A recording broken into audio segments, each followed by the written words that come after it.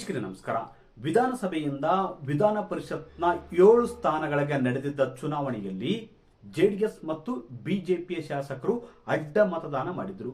ಈ ಒಂದು ವಿಷಯ ಇಡೀ ರಾಜ್ಯ ರಾಜಕಾರಣದಲ್ಲಿ ಬಹುದೊಡ್ಡ ಸಂಚಲನ ಉಂಟು ಮಾಡಿತ್ತು. ಅಷ್ಟೇ ಅಲ್ಲ, ಜೆಡಿಎಸ್ ಮತ್ತು ಬಿಜೆಪಿಯಲ್ಲಿ ಕೂಡ ಭಾರಿ ತಲ್ಲಣಕ್ಕೆ ಕಾರಣವಾಗಿತ್ತು ಅಡ್ಡ ಮತದಾನ ಮಾಡಿದ ವಿಷಯ. ಯಾವೆಲ್ಲ ಶಾಸಕರು ಅಡ್ಡ ಮತದಾನ ಮಾಡಿದ್ರು, ಯಾವ ಕಾರಣಕ್ಕೆ ಮಾಡಿದ್ರು, ಯಾರ ವಿರುದ್ಧ ಮಾಡಿದ್ರು, ಯಾರ ವಿರುದ್ಧ ಷಡ್ಯಂತ್ರದ ಭಾಗವಾಗಿ ಅಡ್ಡ ಮತದಾನ ಮಾಡಿದ್ರು ಎಂಬ ಚರ್ಚೆ ಕೂಡ ರಾಜ್ಯ ರಾಜಕಾರಣದಲ್ಲಿ ನಡೀತಿದೆ. ನೋಡಿ, ಬಿಜೆಪಿಯ 3 ಮತ್ತು ಒಂದು ಅಸಿಂಧುವಾಗಿದೆ.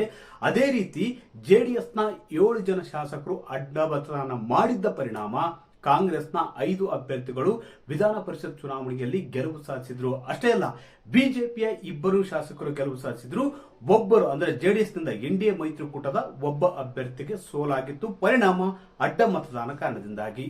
ಈ ಒಂದು ವಿಷಯ ಬಹುದೊಡ್ಡ ಚರ್ಚೆ ನಡೀತಿದ್ದಂತೆ ರಾಜ್ಯಾಧ್ಯಕ್ಷರಾಗಿರುವ BY ವಿಜಯೇಂದ್ರ ಅವರು ಸದನ ಸಮಿತಿಯನ್ನು ರಚನೆ ಮಾಡಿದ್ರು.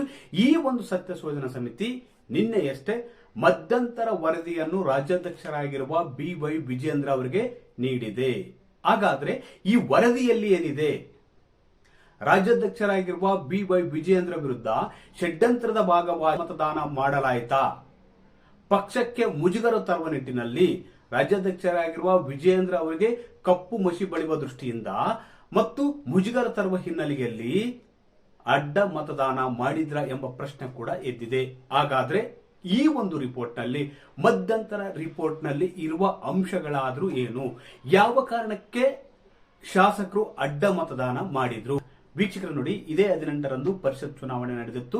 ಈ ಒಂದು ಚುನಾವಣೆಯಲ್ಲಿ ಕಾಂಗ್ರೆಸ್ನ 5ನೇ ಅಭ್ಯರ್ಥಿ ವಿನಯ್ ಕಾರ್ತಿಕ್ಗೆ 11 ಮತಗಳು ಬಿದ್ದಿದ್ವು. ನೋಡಿ, 5ನೇ ಅಭ್ಯರ್ಥಿ ಗೆಲ್ತಾರೋ ಇಲ್ವೋ ಎಂಬ ಲೆಕ್ಕಾಚಾರ ಇತ್ತು. ಆದ್ರೆ ಅಡ್ಡ ಮತದಾನ ಆದ ಪರಿಣಾಮ ವಿನಯ್ಗೆ ಎಲ್ಲಕ್ಕಿಂತ ಅಧಿಕ ಮತಗಳು ಬಂದಿದ್ವು. ಬಹುತೇಕ 11 ಮತಗಳು ಅಡ್ಡ ಮತದಾನವಾಗಿ ವಿನಯ್ ಕಾರ್ತಿಕ್ ಅವರಿಗೆ ಬಂದಿದ್ವು. ಈ ಒಂದು ವಿಷಯ ಬಹುದೊಡ್ಡ ಚರ್ಚೆಯಾಗುತ್ತೆ. ಯಾಕಂದ್ರೆ ಜೆಡಿಎಸ್ನ 7, ಬಿಜೆಪಿಯ 4, ಬಿಜೆಪಿಯ 4ರಲ್ಲಿ ಒಂದು ಅಸಿಂಧವಾಗಿದೆ. ಅದು ದುರುದ್ದೇಶದಿಂದ ಈ ತರ ಮಾಡಲಾಗಿದೆ ಅಂತ ಕೂಡ ಈ ವರದಿ ಹೇಳಿದೆ. ವೀಕ್ಷಕರೇ, ಈ ಒಂದು ವಿಷಯ ದೊಡ್ಡ ಮಟ್ಟದ ಸ್ವರೂಪದಲ್ಲಿ ಚರ್ಚೆ ನಡೀತಿದ್ದಂತೆ ರಾಜ್ಯಾಧ್ಯಕ್ಷರಾಗಿರುವ BY ವಿಜಯೇಂದ್ರ ಅವರು CT ರವಿ, ಮಹೇಶ್ ತೆಂಗಿನಕಾಯಿ, ಅದೇ ರೀತಿ N ಮಹೇಶ್ ನೇತೃತ್ವದಲ್ಲಿ ಒಂದು ಟೀಮ್ ರಚನೆ ಮಾಡಿತ್ತು.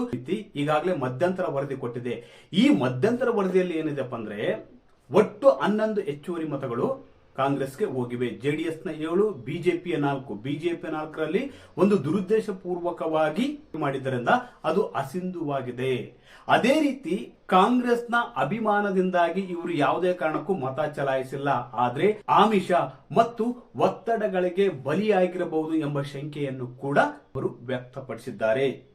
ಅದೇ ರೀತಿ ಜೆಡಿಎಸ್ನ 7 ಶಾಸಕರು ಅಡ್ಡ ಮತದಾನ ಮಾಡಿದ್ದಾರೆ. ಯಾವ ಕಾರಣಕ್ಕೆ ಮಾಡಿದ್ದಾರೆ ಎಂಬ ಪ್ರಶ್ನೆ ಕೂಡ ಇದೆ. ನೋಡಿ, ಕಾಂಗ್ರೆಸ್ ಸರ್ಕಾರದ ಆಮಿಷಕ್ಕೆ ಬಲಿಯಾಗಿರಬಹುದು. ಅದೇ ರೀತಿ ಅನುದಾನ ಕೊಡ್ತೀವಿ ಅಂತ ಒಂದು ಆಮಿಷ ಒಡ್ಡಿರಬಹುದು. ಅದೇ ಮೈತ್ರಿ ಇರುವುದರಿಂದ, ಬಿಜೆಪಿ ಮತ್ತು ಜೆಡಿಎಸ್ ನಡುವೆ ಮೈತ್ರಿ ಇರುವುದರಿಂದ ಮುಂದಿನ ವಿಧಾನಸಭೆ ಚುನಾವಣೆಯಲ್ಲಿ ಯಾರಿಗೆಲ್ಲ ಟಿಕೆಟ್ ತಪ್ಪುತ್ತೆ, ಒಂದು ವೇಳೆ ಈಗಾಗಲೇ ಜೆಡಿಎಸ್ ಗೆದ್ದಿದ್ರೆ ಅಲ್ಲಿ ಬಿಜೆಪಿ ಅಭ್ಯರ್ಥಿ ಇದ್ರೆ ಬಿಜೆಪಿ ಅಭ್ಯರ್ಥಿಗೆ ಟಿಕೆಟ್ ಸಿಗಲ್ಲ. ಬಹುತೇಕ ಜೆಡಿಎಸ್ ಟಿಕೆಟ್ ಪಾಲಾಗುತ್ತೆ.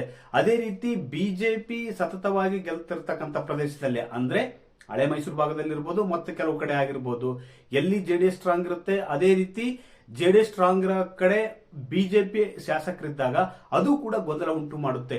ಹೀಗಾಗಿ ಇಂಥ ಕ್ಷೇತ್ರದ ಶಾಸಕರು ಅಡ್ಡ ಮತದಾನ ಮಾಡಿರಬಹುದು ಜೆಡಿಎಸ್ನಲ್ಲ ಎಂಬ ಮಾತುಗಳು ಕೂಡ ಇವೆ. ಅಷ್ಟೇ ಅಲ್ಲ, ಇಲ್ಲಿ ವೀಕ್ಷಕರು ನೋಡಿ, ರಾಜ್ಯಾಧ್ಯಕ್ಷರಾಗಿರುವ BY ವಿಜಯೇಂದ್ರ ವಿರುದ್ಧ ಕಳೆದ 3 ವರ್ಷಗಳಿಂದ ಒಂದಲ್ಲ ಒಂದು ತಗಾದೆ ಷಡ್ಯಂತ್ರ ರೂಪಿಸಲಾಗುತ್ತಿದೆ ಎಂಬುದು ನಿಮಗೆಲ್ಲ ಗೊತ್ತಿರುವ ವಿಚಾರ. ನೋಡಿ, ಮೊದಲನೇದಾಗಿ ಅವರು ರಾಜ್ಯಾಧ್ಯಕ್ಷರಾದಾಗ ಅವರ ನಾಯಕತ್ವವನ್ನು ನಾವು ಒಪ್ಪಿಕೊಳ್ಳುವುದಿಲ್ಲ ಅಂತ ಹೇಳಿದ್ರು. ಅದೇ ರೀತಿ ಕೆಲವರು ಏನ್ ಮಾಡಿದ್ರು, ಇವರು ಪಕ್ಷದಿಂದ ಹೋರಾಟ ಮಾಡಿದಾಗ ಇನ್ನು ಕೆಲವರು ಪ್ರತ್ಯೇಕವಾಗಿ ಹೋರಾಟ ಮಾಡಿದ್ರು. ಅದೇ ರೀತಿ ತಗಾದೆಗಳನ್ನು ಎತ್ತುತ್ತಲೇ ಬಂದಿದ್ದಾರೆ. ಇದು ಕೂಡ ವಿಧಾನ ಪರಿಷತ್ ಚುನಾವಣೆಯಲ್ಲಿ ವಿಜಯೇಂದ್ರ ವಿರುದ್ಧ ಷಡ್ಯಂತ್ರದ ಭಾಗವಾಗಿಯೇ ಅಡ್ಡ ಮತದಾನ ನಡೆದಿದೆ. ಅವರ ನಾಯಕತ್ವಕ್ಕೆ ಕಪ್ಪು ಮುಷಿ ಬೆಳಬೇಕು, ಪಕ್ಷವನ್ನು ಮುಜುಗರಕ್ಕುಂಟು ಮಾಡಬೇಕು.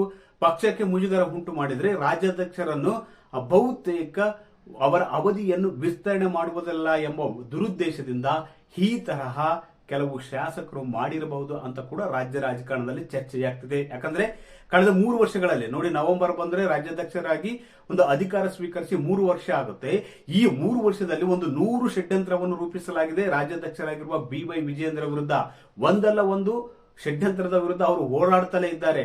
ಇದು ಕೂಡ ಷಡ್ಯಂತ್ರದ ಭಾಗವಾಗಿ ಇರಬಹುದು ಎಂಬ ಚರ್ಚೆ ರಾಜ್ಯ ರಾಜಕಾರಣದಲ್ಲಿ ನಡೀತಿದೆ. ಮತ್ತೊಂದು ಕಡೆ ಮಧ್ಯಂತರ ವರದಿ ನಡೆದಿದೆ.